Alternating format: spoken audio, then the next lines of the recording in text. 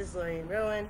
Ooh, ooh, ooh. Yes, this is Lorian Rowan. This is Surfing Vuzuvaya. Another beautiful fucking day in paradise because it's what I choose. Because this is my fucking life. Woo! Yeah. And this is your life. What a universe you created. Good job, eh? Okay, quick one. I mean, not necessarily quick. Okay.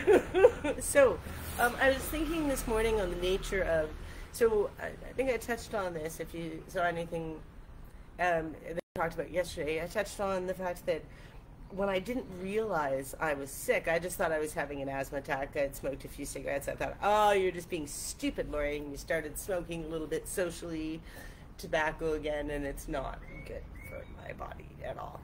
But that wasn't actually what was going on. What was going on is I had a chest cold. I had a chest cold. And when I realized that I had a chest cold, because even there were people around me that got sick, and I'm just like, do-de-do-de-do. And,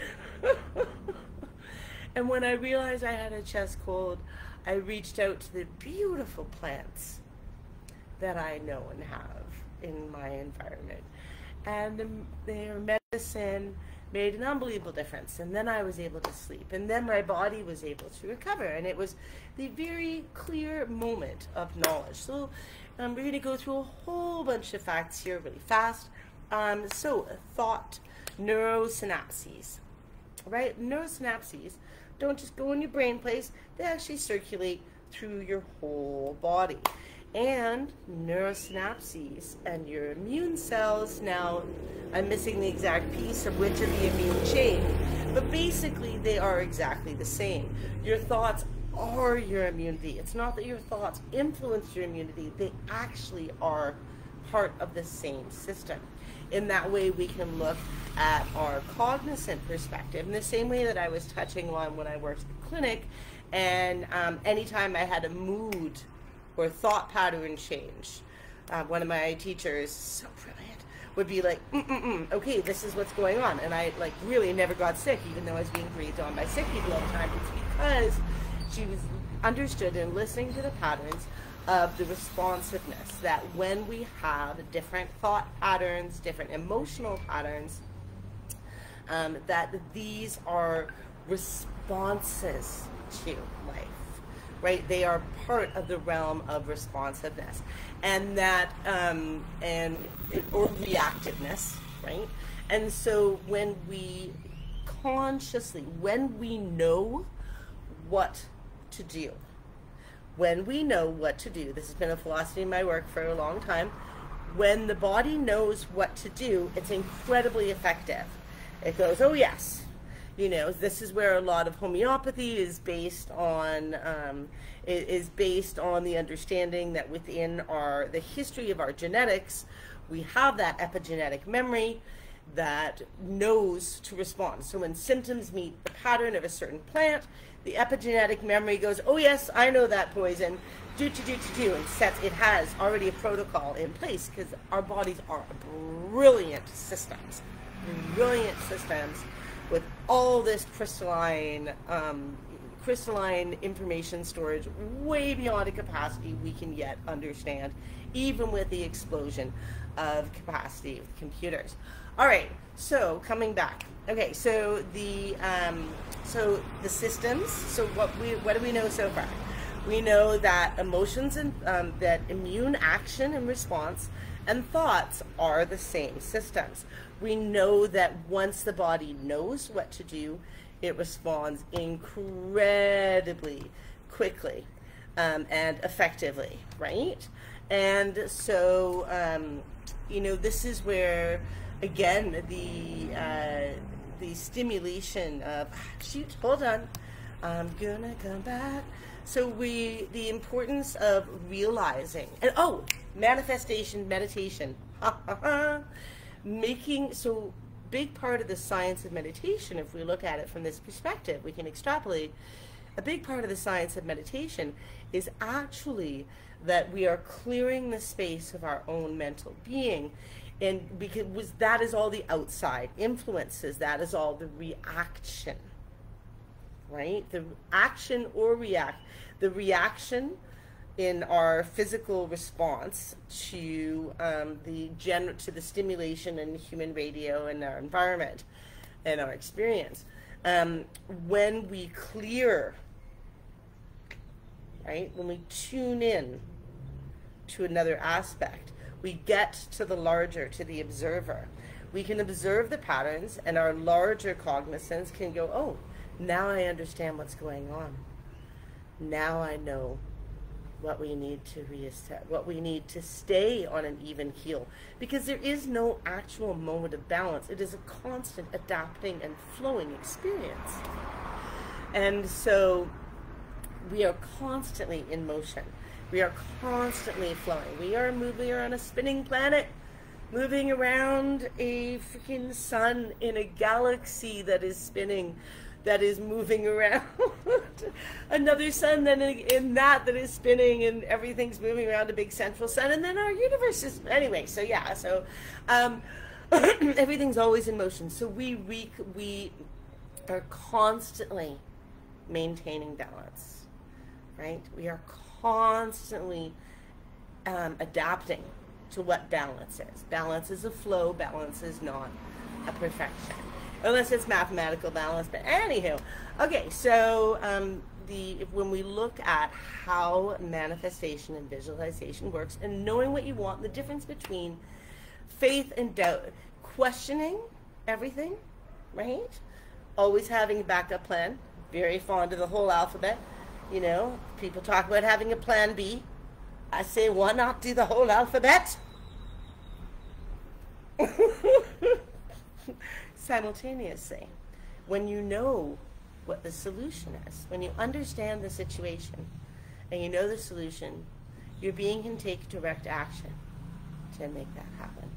And in the same way that your immune system is larger than your understanding, than your conscious working, which is only one beautiful part of your beautiful infinite being. Only one beautiful part of that being which is incarnate and active in this dimension. Well, I think that's a difficult description. That's a whole thing in itself. It might be a PhD in itself. Okay, where were we? So when you know, right, when you have the clear picture, your being can naturally, and the universe that is that extension of your being, can naturally create that. The same way that the immune system responds. And the importance of understanding that now this is interesting. So what I want to know, so we know like we know as to like craniosacral, we know the neuroscience of the craniosacral fluid patterns, right?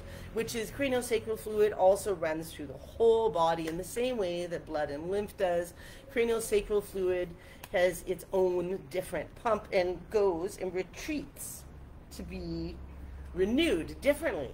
So craniosacral fluid will summon, all of it will go up in a rhythm and literally go up into your central nervous system, the back of your brain back here, and be revitalized and renewed. And who knows now, do I know exactly what that means? No, but it's a whole lot of interesting possibilities, isn't it? Yes. So, and then it will flow out into the body again. And this generally happens in a rhythm of 40 minutes to an hour and 20 minutes. And so, yeah, very, very interesting. All right, well, this has been, Surfing Vuzuvaya, a million concepts of how neuroscience, immunity, and manifestation interact. And I've got to say, I'm really glad I just jumped out of bed. As I'm feeling much better because I was able to address the intensity. Like, I was really, like, I couldn't sleep. Breathing sucked, and that's the worst, man. And then, thank you, the medicines that I had a beautiful tea from someone named Merlin that I had keep on my shelf for these things. And then I had the kakiwate, I'm probably saying it wrong, but I'm learning, so pardon me on that one. But I had the nopales and sabia, which is aloe vera, and the kakuate, which is the which people use as the smudging thing all the time. I have a whole bunch of it in different forms in my house. Whatever, it has a name, and I'm extraordinarily thankful for it. So these, and of course, And so yeah, I love my plant friends, and I don't want to forget any of them. And this has been a lot of information, and it's interesting. Again, this is sort of like its own little proving that, as I was saying, the stimulation and evolutionary aspects of any sort of illness, right? Or rather, viral, especially viral, bacterial, fungal, and how all of those can be the same and interweave and connect. Anywho, that they carry genetic information with them inherently, and they exchange genetic information with every body that they inhabit. And in doing that, are they in some ways also like the messengers of nature, or the stimulations that cause evolution, and even the delivers of personal evolution in this system, especially when we look at it from this perspective of the neuroscience and the immunity of creation. Then we can really look at, okay, well then a little bit of genetic information, a bit of the whole new update program to the human system is going, we can see how that is going to cause a reaction in the emotional and mental capacities as well as the physical, because they are the same, right?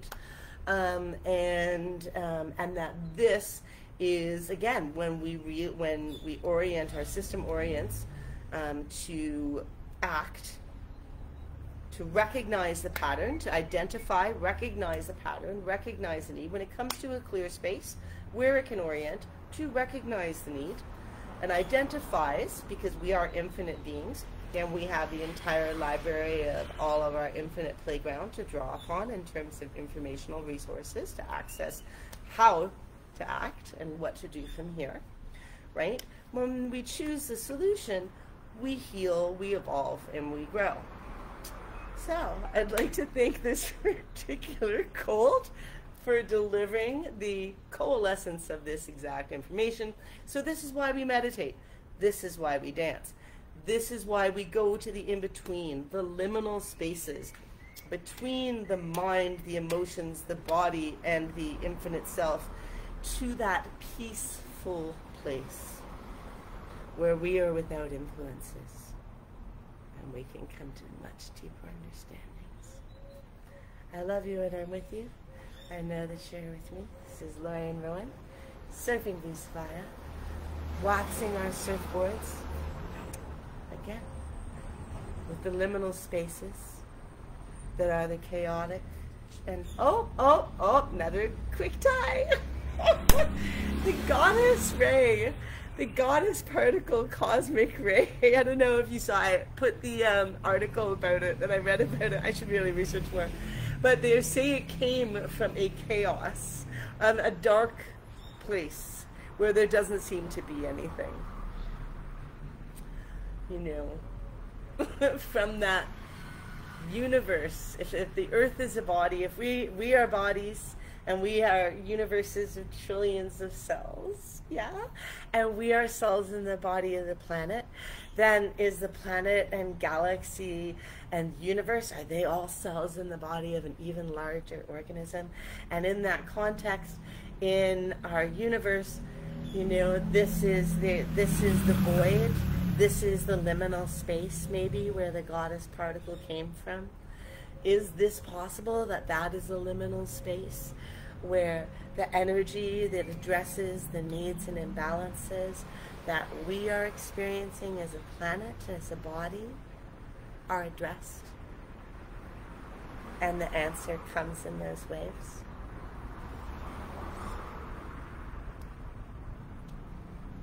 Yeah. Lauren Rowan, I love you and I'm with you, and I know that you're with me because I can see you. Now, I can feel you. I'm really glad we're in this together.